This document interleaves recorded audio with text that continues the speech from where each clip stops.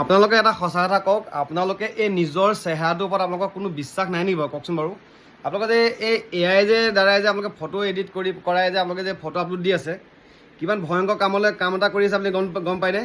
আৰু যদি আপোনালোকৰ ফটো যদি বনাবলৈ মন আছে, আপোনালোকৰ মোবাইলতে যিটো ফটো যিটো ছেটিংছ আছে তাতে বনাই দিয়ক না মোবাইল ধুনীয়াকৈ ফটোকেইখন। তেনেকৈতো আপোনালোকে ভাইৰেল হ'ব পাৰে।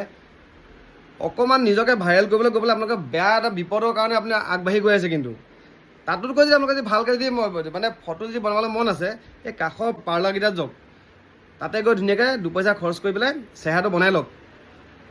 সেই পাৰ্লাৰৰ সেই মালিকনীজনীও দুপইচা পাব আৰু আপোনাৰ চেহেৰাটো ভাল হ'ব আৰু ফটো আপলোড দিও আপুনি ভাল পাব।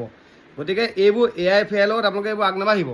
চবেই কৈ আছে নহয়, বহুতৰ ৰিলছ দেখি আছোঁ বোলে ফটো যেনেকৈ দিয়াৰ পাছত যেনেকৈ আপোনালোকক যেনে কাপোৰ পিন্ধাবও পাৰে, কাপোৰ খোলাবও পাৰে, তেনেকৈ আপোনালোকক এদিন নগ্ন কৰি দিব। আপোনালোকে চাওক কিমান বেয়া এটা বস্তু চলি আছে। ৰিল চালেই আজিকালি AI ওপৰতে কিবা তথ্য এটা পোৱা যায়। সেইবোৰ জানি শুনিহে কিন্তু কথাটো কৈছোঁ, বুজি পাইছেনে? গতিকে AI বাদ দিয়ক, নিজৰ সঁচা ফটোখন দিয়ক। আপোনালোকে ফেচবুকত যদি দিয়ে বা য'তে নিদিয়ে এতিয়া ধুনীয়াকৈ এখন ফটোখন মাৰি পেলাই ধুনীয়াকৈ স্মাইল এটা কৰি ফটোখন এৰক। চাব ফটোখন এনেই ভাল হ'ব, কাৰণ আপোনালোক এনেই ধুনীয়া।